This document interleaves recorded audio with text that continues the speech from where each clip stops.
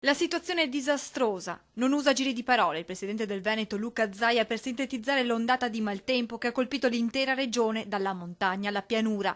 Un'emergenza di cui Zaia ha parlato ieri sera con il capo della protezione civile Gabrielli, che sta seguendo da vicino il dramma del nostro territorio. Io ho significato le difficoltà che abbiamo, che sono quelle di un territorio in ginocchio. Perché l'emergenza di questi giorni inevitabilmente porta a pensare all'alluvione del 2010, ma rispetto ad allora, adesso, la situazione potrebbe essere ancora più grave. Rispetto a 4 anni fa, infatti, non solo le precipitazioni sono state più intense, ma anche più prolungate nel tempo. A questo poi si aggiungono le abbondanti nevicate in montagna, quella montagna che, spiega Zaia, è il vero pericolo di questo momento. Una montagna di neve, però attenzione che la montagna per noi rappresenta un grossissimo pericolo, il pericolo, perché in questi giorni, che sono i giorni della merla, che sono i giorni più freddi dell'anno, siamo nei giorni più caldi dell'inverno.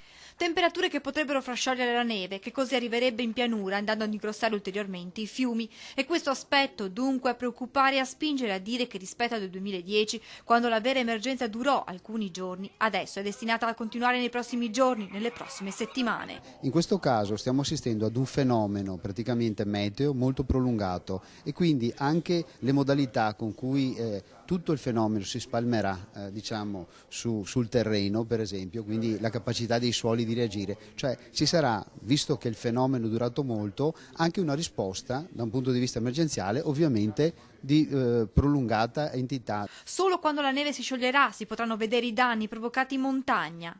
La montagna poi ovviamente con i 3 metri abbondanti di neve fatta in 24 ore cosa ci comporterà una volta finita e che si scioglierà, quindi avremo senz'altro altri problemi franosi. In pianura invece la vera conta dei danni si potrà fare solo quando l'acqua si abbasserà e allora sarà possibile vedere la tenuta degli argini. Quando se ne andrà l'acqua con tutta la pressione che c'è stata, con tutti i problemi che ha avuto, dobbiamo vedere quali danni lascia. I danni che potrà lasciare soprattutto nei fiumi sarà quello di un indebolimento interno degli argini.